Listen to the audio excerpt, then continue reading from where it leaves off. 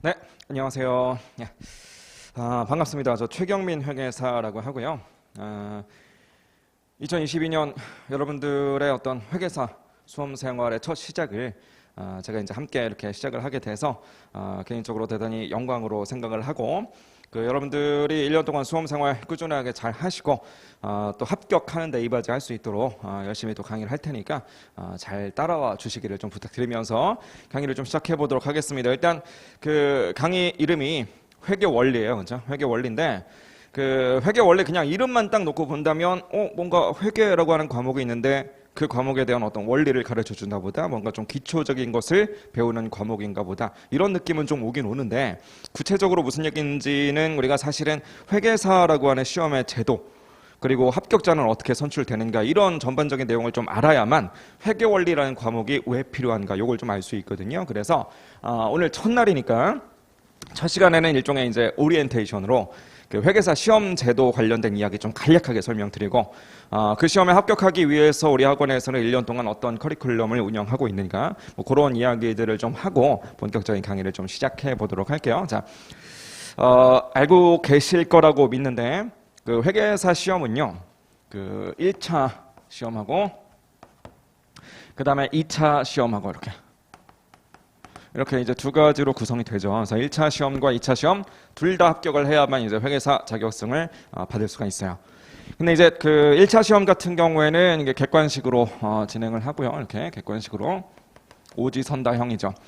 그 다음에 2차 시험 같은 경우에는 주관식 서술형입니다. 이렇게. 그래서 이제 답안지에다가 여러분들의 어떤 답이라든지 풀이 과정 이런 것들을 쭉 이렇게 써서 그걸 제출하면 채점자가 이제 보고 이제 평가를 해 주시는 뭐 그런 방식이에요. 그래서 1차 시험과 2차 시험을 둘 다 통과를 하셔야 되는데, 그 1차 시험에서는 어떠한 과목들이 들어가냐면 제일 먼저 회계사니까 당연히 그 회계학이라고 하는 이런 과목이 하나 들어가요. 회계학. 근데 이 회계학이라고 하는 거 안에 좀 세부적인 항목으로 여러 가지 과목들이 또 포함이 돼요. 그러니까 제일 먼저 재무회계라는 과목이 있고요. 이 과목들이 구체적으로 이제 뭘 배우는 것이고 뭘 목적으로 하는지는 좀 이따가 제가 교재를 보면서 설명을 드릴 거예요. 재무회계라고 하는 과목이 들어가고, 두 번째로는 정부회계라고 하는 과목도 들어갑니다. 이렇게. 그 다음에 세 번째로는 원가, 관리, 회계라고 하는 과목도 이렇게 포함이 돼요. 그래서 크게는 이렇게 세 가지, 얘네들을 합쳐가지고 우리가 이제 회계학이다 보통 이렇게 이야기를 합니다. 뭔 말 하는 건지 이해되셨죠? 자, 그 다음으로 우리가 봐야 될 과목이 이제 세법이라는 과목이 하나 있고요. 세법. 세법이라는 건 말 그대로 이제 세금을 어떻게 측정할 것인가라고 하는 그런 뭐 법을 좀 제정해 놓은 것이고, 그 내용을 공부하는 과목이다 이렇게 보시면 되겠지. 자, 그 다음으로 뭘 배워야 되느냐면 이제 경영학이라고 하는 과목을 배우셔야 되는데, 이 경영학이라고 하는 과목은 사실 얘도 이제 크게는 두 가지로 좀 세분화할 수가 있어요. 첫 번째로는 일반 경영학이다라고 하는 게 있고요. 여기서 말하는 일반 경영학이라는 것은 뭐 생산 관리라든지 뭐 마케팅 관리라든지 뭐 조직 행동론이라든지, 이거 대학교에서 이제 경영학 전공하시는 분들은 다 배우는 것들이 있잖아요. 그죠? 그래서 그런 이야기들 몰아놓은 게 이제 일반 경영학입니다. 근데 이제 특이하게도 한 재무 관리라고 하는 과목을 별도로 좀 배우게 돼요. 재무 관리. 이 재무 관리라고 하는 것도 이제 크게 보면 경영학이라고 하는 과목 안에 이제 포함되기는 하는데, 그 안에서도 이제 우리 회계사 시험에서는 아무래도 재무 관리라고 하는 거에 비중을 좀 많이 두거든요. 그래서 재무 관리를 별도로 좀 공부를 하시게 됩니다. 경제학이라는 과목도 배워야 돼요. 경제학은 크게는 뭐 미시경제학, 거시경제학 뭐 이런 것들이 있죠. 그런 것들 다 포함해서 우리 시험 1차 시험에서 출제가 됩니다. 마지막으로는 이제 상법이라고 하는 과목을 배우셔야 돼요. 상법. 얘는 이제 법 과목이죠. 이렇게 뭐 회계학까지 포함하면 총 5개 과목 정도를 우리가 1차 시험에서 이제 공부를 하셔야지 돼요. 뭐 말하는 건지 이해되셨죠? 다 객관식이고요. 다만 배점은 조금 달라요. 배점은. 즉 무슨 얘기냐면, 아무래도 회계사 시험이다 보니까 이 5가지 과목 중에서 가장 비중이 높은 건 어떤 녀석이 계세요? 당연히 회계학. 그래서 회계학에다가 배점을 좀 많이 줘요. 그래서 얘는 만점이 몇 점이냐면 유일하게 얘만 150점이 만점이고요. 150점 만점이고, 나머지 아이들은 100점 만점. 이렇게. 얘는 100점. 얘도 합쳐서 100점. 그다음에 얘도 합쳐서 100점. 그다음에 얘도 토탈 100점. 그럼 토탈 몇 점 만점인가요? 토탈 550점이 만점이네요. 그죠? 그래서 토탈 550점이 만점인데, 몇 점 정도를 맞아야만 합격을 하느냐. 여러분들이 이제 나중에 시간 나실 때 그 검색창에다가 금감원 공인회계사라고 한번 검색을 해보세요. 금융감독원 공인회계사라고 검색을 하시면 우리 어떤 시험 일정이라든지 시험 제도, 제가 지금 설명드리는 이런 내용들, 그런 것들 자세하게 다 공시가 돼 있고요. 시험 날짜 언제 보는가 이런 것들도 다 공시가 돼 있으니까 시간 날 때 한 번쯤은 좀 읽어보셔야 되는데, 거기 한번 들어가 보면 합격자를 어떻게 결정하는가 관련된 이야기가 막 길게 나와 있거든요. 근데 되게 복잡한데 그 핵심만 그냥 말씀드리면, 요 1차 시험 같은 경우에는요, 전체 과목에, 매 과목에, 모든 과목에 이제 40%죠. 40%를 넘겨야 돼요. 이게 첫 번째 조건이고요. 두 번째로는 토탈, 그죠? 총 합계로 60%만큼을 이거를 넘겨줘야만 돼요. 근데 여기 단서가 하나 달려 있습니다. 60% 넘는 그 사람들 중에서 플러스로 고득점자 순이요. 고득점자 순.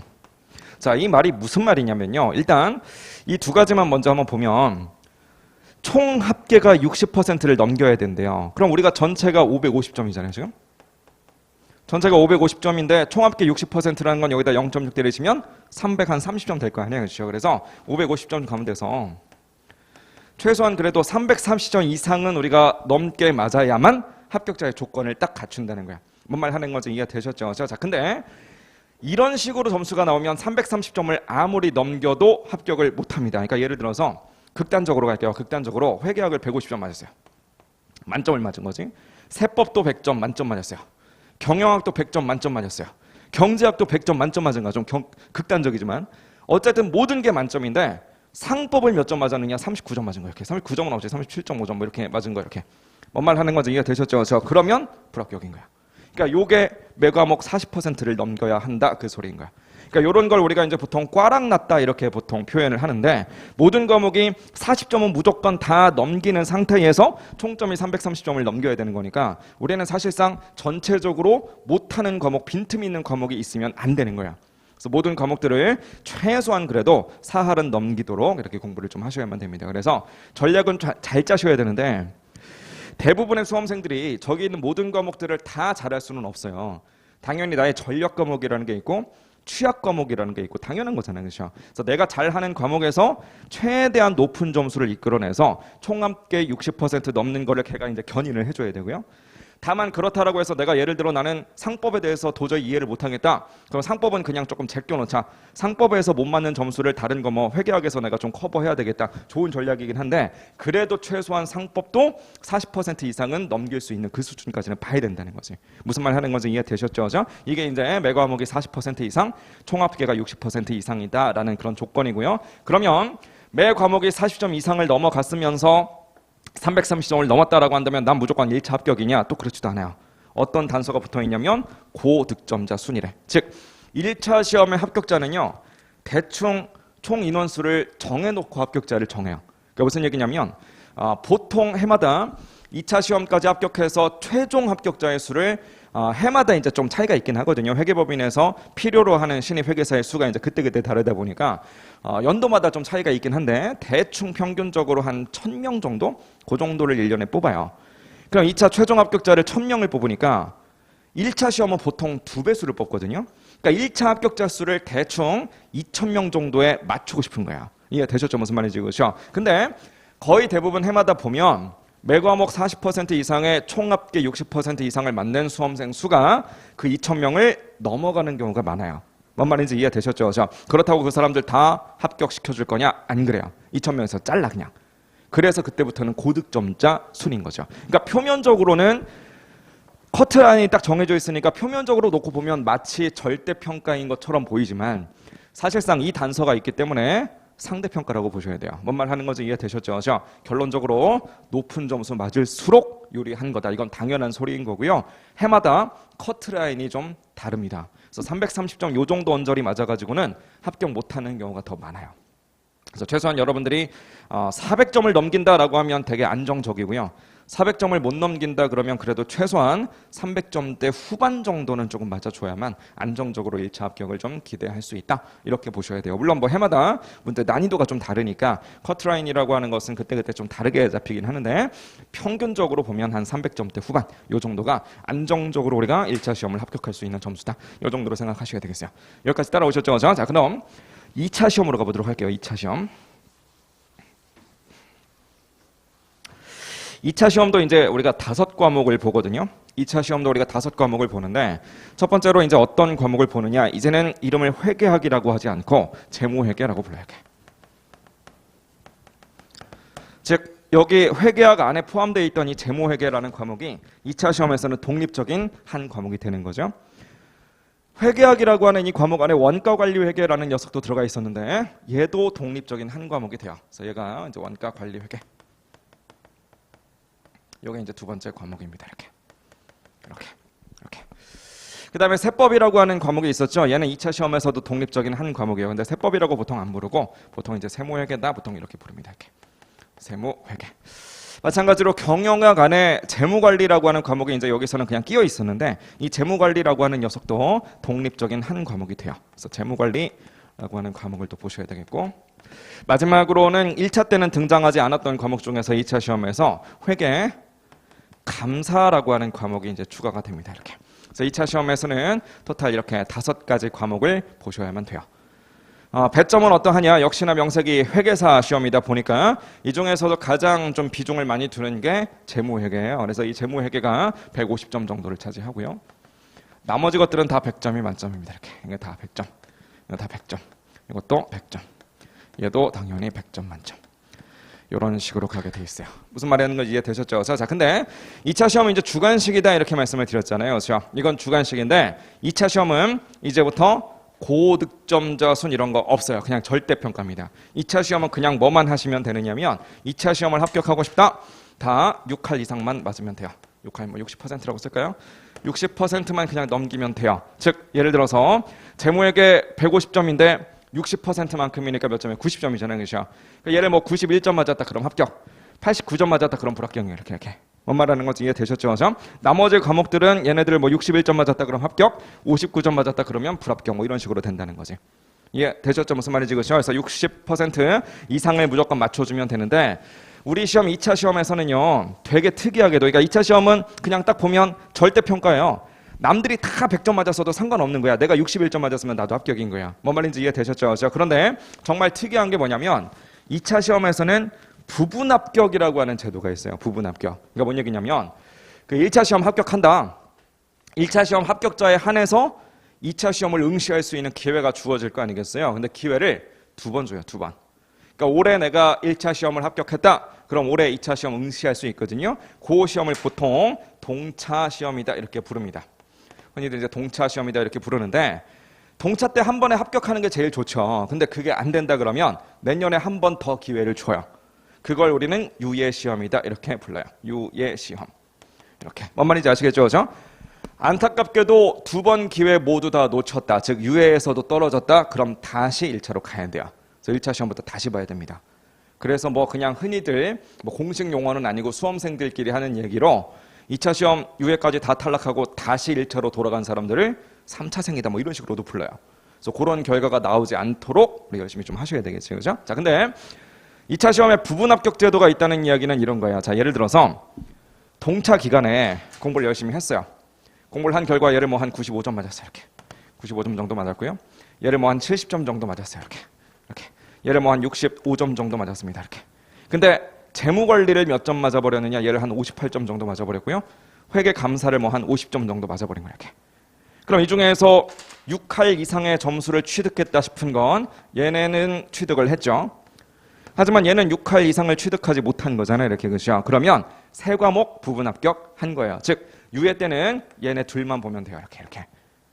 그러니까 요 3과목에 대해서는 유예 때는 아예 응시조차 안 해도 되는 거야. 이건 일단 합격해 놨어. 그러면 나머지 2과목만 유예 때 이제 보면 된다는 거죠. 그래서 이것도 이제 전략이에요. 어떻게 가느냐면 처음부터 동차 때부터 그냥 난 5개를 어떻게든 다 도전해서 무조건 동차 때 5개 다 합격해서 나는 그냥 동차 때 끝내버릴 거다. 이것도 하나의 전략이 될 수 있는데 사실 조금 위험한 전략일 수도 있어요. 왜냐하면 5개를 다 공부하느라고 시간 쓸 시간에 차라리 나는 한 3개 정도만 선택해서 여기에다가 내 모든 총력을 다 기울이겠다. 즉 한 2과목 정도는 그냥 아예 그냥 내 못하는 거니까 포기해버리고 한 3과목 정도만 진짜 막 딥다 파가지고 얘네들을 확실하게 동차 때 나는 합격하겠다. 나머지 2개는 내년에 또 하겠다. 이런 식으로 좀 분산시켜버리는 이런 게 하나의 전략으로 갈 수 있어요. 그래서 1차 합격하신 분들은 보통 뭐 3개만 도전하거나 아니면 뭐 4개 정도 도전하거나 보통 뭐 이런 식으로 가게 됩니다. 이해 되셨죠? 무슨 말인지. 그렇죠? 그래서 그런 전략은 이제 여러분들이 혼자 고민하고 짜려고 하지 마시고요. 나중에 이제 공부를 좀 하다 보면 전략을 좀 짜야 되는 필요성이 있는 그런 시기가 찾아와요. 그때 이제 저희들하고 좀 대화하면서 저희들의 도움을 좀 받아가지고 전략을 좀 짜고 가장 좀 좋은 전략을 통해서 합격할 수 있도록 이렇게 하시면 되겠어요. 이해 되셨죠? 무슨 말 하는 거지, 그죠? 자, 시험 제도는 뭐 대충 이렇고요.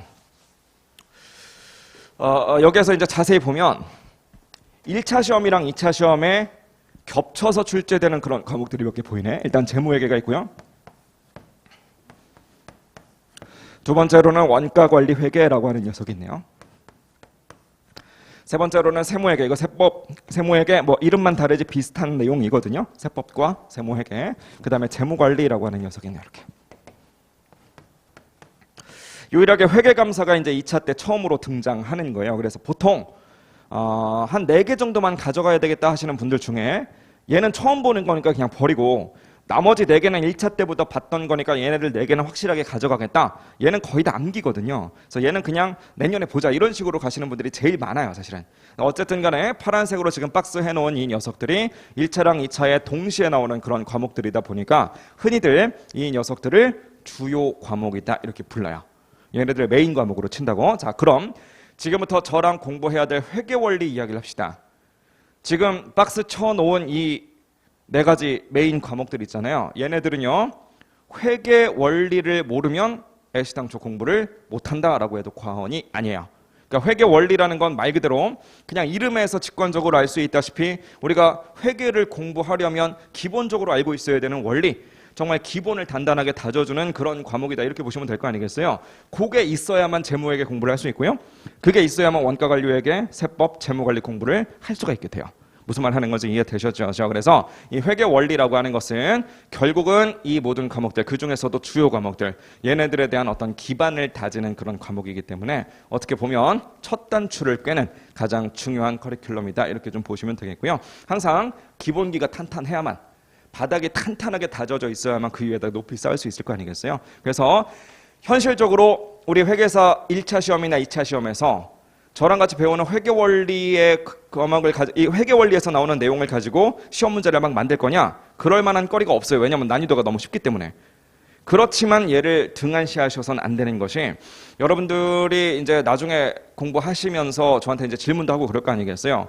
그때 보면 제가 장담할게요. 지금도 여러분들뿐만 아니라 1년 전부터 저랑 같이 공부했던 저희 학원의 다른 학생들도 마찬가지인데 1차생, 심지어 2차 공부하고 계시는 분들도 질문하러 저한테 딱 가지고 오면 이게 뭔가 막 어려운 내용이라서 이해를 못해서 질문하시는 분들도 물론 있긴 있지만 거의 대다수는 기본적인 내용인데 요거를 뭐 까먹었거나 아니면 이 기본적인 내용에 대해서 뭔가 오해가 있어가지고 해결을 못하고 있는 그런 경우가 되게 많아요.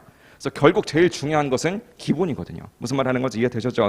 그리고 이 과목들을 보시면 아시겠지만 우리 회계사 시험이 합격하기가 쉽진 않아요. 당연히 어려운 시험인데 회계사 시험 공부가 어려운 이유가 무엇입니까? 라고 얘기를 한다면 솔직한 이야기로 한 과목 한 과목의 절대적인 난이도가 너무 높아서 학문적인 깊이가 너무 깊어서 이게 어렵습니다. 이렇게 얘기하는 사람은 거의 없어요. 솔직한 이야기로. 그러니까 할만해. 우리가 예를 들어서 이 회계학도 만만치 않게 어려운 과목이긴 하지만 그렇다고 우리가 무슨 뭐 물리학을 배우거나 뭐 철학을 배우거나 이런 건 아니거든요. 그러니까 물리학이나 철학 이런 것들은 듣다 보면 저게 뭔 외계인 말인가 뭐 이런 생각이 들 때도 있잖아요. 그렇죠? 아예 무슨 말인지 모르겠는 그런 것들은 거의 없어요. 솔직한 이야기로. 들으면 다 무슨 말인지 알겠을 만한 그런 내용들이 주를 이룹니다. 다만 공부해야 될 내용이 양쪽으로 너무 많아요. 양쪽으로 너무 많다 보니까 우리가 공부하기 힘든 것이 바로 회계사 시험이거든요. 그럼 양쪽으로 너무 많으면 당연히 뭐가 중요하겠어요? 그 양쪽으로 많은 걸 하나하나 다 우리가 암기한다 이런 건 불가능해요. 그럼 결국은 원리를 완벽하게 꿰뚫고 있어야 되겠지. 원리를 완벽하게 꿰뚫고 있으면 결국은 거기에서 파생이거든요. 이렇게. 그럼 이 파생되어 있는 것들을 원리도 없이 그냥 막 외우려고 하니까 딥다 외우려고 하니까 이게 어려운 것이고, 원리가 완벽하게 기본기가 딱 탄탄하게 돼 있으면 파생하는 것들은 그 원리에서 조금만 뻗쳐나가면 되는 거니까 공부하기가 훨씬 더 수월해진다는 거죠. 무슨 말 하는 건지 이해되셨죠? 자, 그런 측면에서 회계 원리 과목은 굉장히 좀 중요하고요. 그 공부하시는 순서는요, 사람마다 조금 다르긴 한데, 이제 회계원리 수강을 다 끝내신 다음에는 뭘 듣게 되느냐, 이 재무회계를 듣게 돼요. 재무회계를. 근데 이 수험 바닥에서는 이 재무회계라고 하는 과목을 또 세분화를 해놨어요.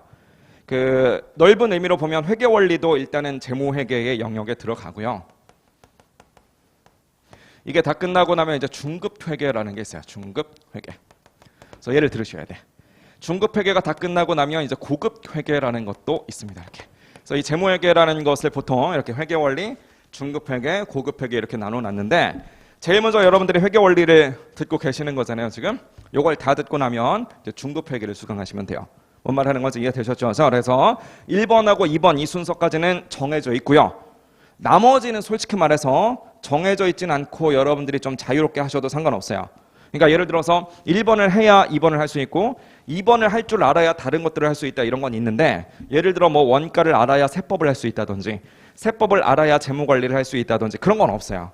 그래서 나머지 것들은 여러분들이 그냥 시간 되시는 대로 이렇게 들으시면 돼요. 뭔 말 하는 건지 이해되셨죠? 자, 그래서 보통은 어떻게 듣냐면, 이 중급회계가 내용이 좀 많다 보니까 이 중급회계를 보통 이제 뭐 상, 그리고 하, 이런 식으로 좀 나누어서 공부를 하거든요. 책도 보통 시중에 나와 있는 교재를 보면 두 권으로 구성이 되어 있어요. 워낙에 양쪽으로 많다 보니까. 그래서 보통 이제 한 과목만 들으면 이게 너무 그 하루에 조금 듣는 거니까 회계원리 다 듣고 나서 중급회계 상까지는 일단 좀 최대한 돌리고요. 요게 다 끝났다 싶으면 그래도 회계라는 게 이런 거구나라는 거 대충 이제 맛을 알게 되거든요. 그때쯤 이런 원가관리회계 이런 것들을 같이 들어요, 이제. 그래서 나중에 이제 중급회계 하 들을 때랑 원가관리회계 들을 때 이런 것들은 좀 같이 병행을 한다든지, 아니면은 뭐 다 끝나고 나서 이제 세법과 재무관리를 좀 병행한다든지, 뭐 이런 식으로 이제 하게 돼요. 추가로 하나만 더 말씀드리자면, 여기는 이 일반 경영학하고요, 그 다음에 이런 경제학하고, 그 다음에 이런 상법들 있죠. 얘네들은 사실상 2차까지 이어지는 과목은 아니긴 하네. 그래서 얘네들을 우리가 뭐라고 부르냐면 합쳐서 그냥 경경상, 보통 이렇게 부르는데, 이 경경상은 조금 뒤에 가서 들으셔도 돼요. 그러니까 얘네들은 어차피 2차 때까지 이어지는 것도 아닌데다가 이런 상법이나 이런 것들, 경영학 이런 것들은 특히나 대부분이 암기 위주거든요. 이렇게. 물론 법도 법리를 우리가 완벽하게 원리를 이해하고 그 상태에서 파생한다 이러면 참 좋지만, 법을 전공한 사람이 아니고서야 그건 쉽지 않아요. 그래서 보통은 이런 상법 과목들도 그냥 다 뒤에 가서 무슨 말인지 모르고 그냥 외워버리고 시험장 가는 그런 전략이 더 효율적일 때가 많아요. 뭔 말인지 이해되셨죠? 그래서 경경상은 조금 뒤에 가서 들어도 되고, 나머지 것들은 우리가 앞에 들어야 되는데 순서는 조금 자유롭게 하셔도 된다. 이런 부분들도 어차피 사람마다 좋아하는 과목이라는 게 중고등학교 때만 봐도 갈리잖아요. 그래서 정답이 있는 건 아니에요. 정답이 있는 건 아니고, 내가 요쯤에서 뭘 들어야 되겠다, 내 성향이 이러니까 요거랑 같이 들으면 시너지가 있을 것이다, 이런 것들이 정답이 있는 게 아니라 사람마다 다 다르시기 때문에 그런 부분들도 결정하기 어려우시면 언제든지 저희들을 찾아오시면 돼요. 그래서 저희랑 같이 좀 대화 나눠보고 충분히 상담을 하신 다음에 그 다음에 이런 식으로 전략을 짜면 되겠구나, 이런 거 도움 받으셔가지고 거기에 충실하게 이제 들으시면 되겠어요. 이해 되셨죠? 무슨 말인지. 그죠? 네. 자, 시험 제도와 그 다음에 합격하는 방법, 그리고 어떤 과목들이 있는가, 회계원리는 무슨 역할을 하는가, 뭐 그 정도까지 말씀을 드렸고요. 우리 학원 이제 커리큘럼 자체가 이렇게 진행이 돼요. 다른 학원들도 다 똑같기는 한데요. 일단 제일 먼저 기본반이 있죠. 기본반, 기본 종합반. 말 그대로 이제 기본기를 다루는 그런 커리큘럼입니다. 가장 처음 이제 각 과목들을 소개를 받는 거죠. 그래서 이 기본 종합반을 쭉 거치고 나면 다 하고 나서 이제 조금 복습도 한번 할 겸, 기본반에서는 너무 어려운 내용까지는 안 가르쳐 드리거든요. 그래서 그런 내용들을 조금 보고 싶은 분들이 계실 거예요. 그렇죠? 그래서 기본 종합반이 끝나고 나면 나중에 이제 심화 종합반이라고 하는 것이 진행이 됩니다. 이렇게 심화. 기본이 끝났으면 당연히 심화가 있어야 될 거 아니겠어요? 그죠? 심화가 다 끝났어. 심화가 다 끝나고 나면 이제 1차가 딱 직전이 돼요. 여기까지 딱 지나고 나면 1차 시험이 이제 코앞으로 다가와요. 그때부터는 이제 1차 시험에다가 올인해야 될 거 아니에요? 그렇죠? 근데 아까 전에 1차 시험은요, 객관식으로 나온다며, 그렇죠? 근데 객관식 시험은 솔직한 이야기로 내용을 완벽하게 이해하고 있어야 한다라고 하는 것도 있지만 시험을 보는 스킬 이런 게 되게 많이 필요해요. 나중에 제가 강조할 건데 1차 시험은 솔직한 이야기로 스피드 싸움이거든요. 이게 말도 안 되게 시간이 짧게 주어져요. 그래서 이제 과목마다 좀 다르긴 하지만 저랑 같이 배울 회계학에 대해서만 잠깐 이야기를 해보면 그냥 단순히 우리에게 주어지는 시간과 그 다음에 전체 문항수 이런 것들 그냥 우리가 단순 평균 내보면 한 문제당 거의 한 1분 한 30초꼴 그 정도 안에 답을 내야 되는데 그 나중에 여러분들이 풀어보시다 보면 느끼게 될 거예요. 이게 거의 불가능하구나. 그래서 사실은 시간 싸움이거든요. 그래서 최대한 시간 내에 좀 빠르게 푸는 방법 1, 2, 3, 4, 5번을 딱 봤을 때 그냥 딱 봐도 뭐 1번하고 2번은 답이 안 된다 뭐 이런 것들을 찾아내는 요령 뭐 이런 것들을 좀 배우는 그런 커리큘럼이 하나 필요하거든요. 그래서 그게 이제 1차 객관식 강의입니다. 이렇게. 그래서 객관식 종합판이죠. 이렇게. 그래서 여기까지 다 이제 듣고 나서 우리는 1차 시험을 보러 가는 거예요. 이렇게. 1차 시험을. 이렇게. 그래서 1차 시험을 딱 보게 됩니다. 이렇게. 근데 보통은 이제 이 기본 종합반하고요. 그 다음에 객관식 종합반은 필수라고 보시면 되겠고요. 이 심화 종합반은 사람마다 좀 달라요. 이 심화 종합반 같은 경우에는 내가 그래도 기본 종합반에서 충실하게 잘 따라갔고 어느 정도 이해도가 높은 것 같으니까 심화까지 한번 도전해 볼만하다 하시는 분들은 심화를 들으시는 거고 그게 아니라 나는 기본 종합반 들었는데 아직은 좀 부실한 것 같다 하시는 분들은 그냥 기본서를 더 회독수를 늘리는 방향으로 이렇게 가시는 거고 그래서 요 녀석은 이제 사람마다 진행을 하는 사람도 있고 아니면 얘는 그냥 생략하시는 분들도 있고 하니까 그것도 여러분들이 진행하면서 또 저희들의 상담을 받아가지고 얘를 들을지 말지 이런 것들 또 나중에 결정하시면 돼요. 뭔 말인지 아시겠죠? 사람마다 나는 무조건 동차 합격할 거야 이런 욕심에 중간에 이 심화 종합반을 생략해버리던지 아니면 이거 다 끝나고 나서 이 객관식 시작하기 전에 여기에서 이제 우리가 2차 강의를 미리 그냥 들어버리시는 분들도 계세요. 이렇게 2차 강의를 한번 딱 들어놓는다. 물론 전 과목을 다 들을 수는 없겠지만 그래도 일부 과목들 있잖아요. 어차피 1차랑 2차랑 겹치는 부분이 많으니까 2차에서는 훨씬 더 난이도가 높아지거든요. 그래서 2차 강의를 미리 한번 들어놓으면 우리가 1차 객관식을 우리가 맞추는데도 좀 도움이 되는 그런 시너지가 좀 있고 2차 강의를 미리 들어놨으니까 아무래도 2차 수험 기간에 좀 편해지는 부분도 있고 그래서 그런 식으로 해서 2차 강의를 중간에 끼는 그런 분들도 되게 많아요. 그리고 나중에 이제 객관식 종합반이 다 끝났다라고 한다면 이때는 이제 파이널 특강 같은 것들 이런 것들이 이제 또 진행이 되게 됩니다. 그 다음에 우리 학원 같은 경우에는 이 중간중간에 그 특강들을 좀 많이 넣을 거예요. 이렇게 수시로 이제 특강들을 좀 많이 넣을 겁니다. 이렇게. 그래서 우리가 보면 중간중간에 각 과목들마다 많은 수험생들이 되게 어려워하시는 되게 중요한데도 불구하고 많이들 헤매고 있는 그런 챕터들이 좀 있을 거 아니겠어요?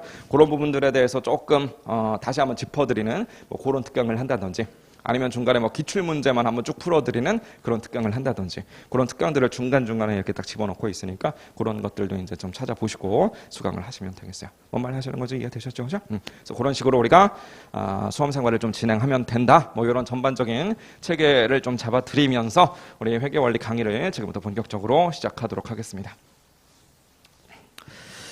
저는 이제 언제 또 만나보게 될 거냐면요. 우리 회계원리 6타임 잡혀 있잖아요. 그래서 6타임 동안 회계원리 과목을 보게 될 거고요. 아까 전에 그 원가관리회계라고 하는 거 제가 소개해드렸죠. 1차 시험에 회계학에 들어가 있고 2차 시험에서는 독립적인 한 과목으로 들어가 있던 원가관리회계 그거 제가 담당하고 있거든요. 그래서 나중에 이제 원가관리회계 담당할 때 저랑 또 이제 만나시게 될 거예요. 따라오셨죠? 무슨 말 하는 거지, 그죠? 네. 교재 잠깐 봅시다. 따끈따끈한 책입니다. 한 3일 전인가 그때 나왔어요. 그때 나온 그런 따끈따끈한 교재고요. 그 목차 잠깐 볼게요. 목차 앞에 한 페이지만 넘겨보시면 목차가 좀 나와요. 토탈 이제 12챕터로 이제 구성이 되어 있습니다. 근데 아까 전에 이 회계원리라고 하는 과목은 그 재무회계의 어떤 하나의 포함되어 있는 과목이다 이렇게 말씀을 드렸잖아요. 그래서 나중에 저랑 같이 배웠던 모든 내용들이 재무회계 중에서 이제 중급회계라는 게 있다고 그랬잖아요. 그래서 중급회계에 들어가면 똑같은 내용을 또 배워요. 그래서 이렇게 표현할 수 있어요. 이제 회계원리, 저랑 같이 공부하는 회계원리랑 그 다음에 이제 중급회계랑 이런 식으로 한번 그림으로 표현해 보면 이렇게 이제 겹치는 부분도 있고 회계원리만의 영역, 중급회계만의 영역 이런 것들이 이제 들어가 있겠지, 그렇죠? 그럼 당연히 저는 어느 부분에다가 포커스를 맞출 거냐면 요 부분은 어차피 중급회계 들어가면 더 디테일하고 더 깊은 내용들까지 다 배우게 돼 있거든요. 그럼 저랑 일주일 동안 공부하면서 여러분들이 마스터 하셔야 되는 1차 목표는 뭐겠어요? 중급 회계 때는 안 가르쳐주는 요만큼의 내용들 있잖아요. 요만큼의 내용들 이렇게 요만큼이 당연히 중요하겠지. 그래서 저는 요쪽 내용들한테 포커스를 맞춰서 공부할 거예요. 왜 그러냐면 나중에 이제 중급 회계 강의 들으시잖아요. 그럼 중급 회계 가르치는 선생님이요, 요 내용을 알아야만 얘네들을 이해할 수 있는 것들이 되게 많은데 이건 당연히 안다고 생각하고 강의하는 것들이 되게 많아요. 무슨 말 하는 건지 이해되셨죠? 그래서 요거 모르면 여기서 강의하는 내용들을 알아듣기가 쉽지가 않기 때문에 그거 알아들을 수 있을 만큼의 상태를 만들어 드리는 것, 이게 우리 회계 원리에서의 목표예요. 대표적으로 어떤 아이들이 있느냐면요, 그 2장에 보시면 거기 뭐 회계상의 거래, 그 다음에 뭐 회계 처리 1절과 2절에 나와 있는 것들이 있죠. 이런 것들은요, 중급 회계에서는 그렇게 상세하게 설명해 주지 않아요. 당연히 알고 있어야 되는 그런 내용들이야. 그래서 회계 원리 때 좀 우리가 신경 써서 보게 될 거고요. 그 다음에 3장에 있는 발생주의라고 되어 있는 거 있죠. 요것도 중급 회계에서 다루긴 다루지만 그래도 회계 원리를 들었으면 요 정도는 알고 있을 거다라는 가정을 어느 정도는 좀 깔고 갑니다. 그래서 그런 이야기들도 우리가 당연히 알고 가야 되겠고요. 그 다음에 5장에 재고자산에 보시면 거기 그 4절에 재고자산의 단위당 원가 파악이다, 원가 흐름의 가정이다라고 되어 있는 거 있잖아요. 자, 요 녀석도 중급회계 들어가면 또 다시 다루긴 합니다. 다루긴 하지만 그래도 어느 정도 기본은 알고 있다라는 가정 하에 이제 진행을 하는 경우가 많아요. 그래서 요것도 우리가 회계 원리 때 좀 중요시 볼 겁니다. 그 다음에 다음 챕터 7로 가셔가지고 유형자산에 보시면 2절에 유형자산의 감가상각이라고 하는 게 있어요. 요 내용도 사실은 중급회계랑 좀 겹치는 부분, 엄밀히 말하면 이제 여기에 해당되는 그런 내용이긴 한데 그래도 회계 원리에서 우리가 기본기를 조금 깨우치지 않으면 중급회계 가서 고생할 수밖에 없는 그런 내용들이거든요. 그래서 저는 요 내용들 위주로 좀 볼 거예요. 그 다음에 하나만 더 꼽자면 9장에 보시면 화폐의 시간 가치와 장기성 채권 채무라고 하는 게 있는데 이 화폐의 시간 가치라고 하는 개념, 요걸 알아야만 우리 중급회계도 배우실 수 있고 나아가서는 나중에 재무관리라고 하는 과목도 요걸 알아야만 배우실 수가 있거든요. 그래서 이런 내용들은요, 다른 과목에서도 당연히 다루긴 다루지만 요거를 정말 자세하게 볼 수 있는 시간은 지금 회계 원리를 배우는 이 시간밖에 없어요. 뭔 말 하는 건지 이해되셨죠? 그래서 우리가 6번밖에 강의 진행을 안 하기 때문에 이 12개 챕터들에 대해서 하나하나 다 디테일하게 볼 수는 없어요. 그런 디테일들은 나중에 중급회계 가서 이제 채우도록 하고 우리는 지금 언급했던 필수적으로 회계 원리 때 이해하고 중급회계에 넘어가는 그런 과정들, 그런 내용들 위주로만 열심히 보도록 할 겁니다. 따라오셨죠? 무슨 말 하는 거지, 그죠? 자, 그럼 넘어가셔가지고 1장 1절 회계의 개념과 분류 관련된 이야기를 본격적으로 보게 될 텐데 5페이지 한번 가봅시다. 5페이지에 가보시면 간단하게 우리 1절 정도만 보고 쉬자고요. 그래도 지금까지 오리엔테이션을 했는데 그래도 교재 한 페이지도 안 보고 그냥 쉬어버리는 건 조금 아쉬우니까 5페이지에 있는 1절 회계의 개념과 분류 이 이야기를 좀 보도록 할게요. 자, 오늘 이 시간부터 이제 회계의 원리에 대해서 이제 배우게 될 텐데 그럼 도대체 이 회계라고 하는 것이 뭐냐라는 건 알아야 될 거 아니겠어요? 자, 1번에 회계의 개념이라고 되어 있는 두 줄 한번 읽어봅시다. 자, 회계는 경제적 실체에 관하여 이해관계를 가진 정보 이용자가 합리적인 의사결정을 하는데 유용한 재무적인 정보를 식별하고 측정하여 전달하는 과정이래요. 뭐 그럴듯한 말이긴 한데 뭐 무슨 말인지 딱 와닿지는 않잖아요. 자, 한 번만 다시 읽어볼게요. 회계는 경제적인 실체에 관하여, 자, 경제적 실체 좀 들여다봅시다.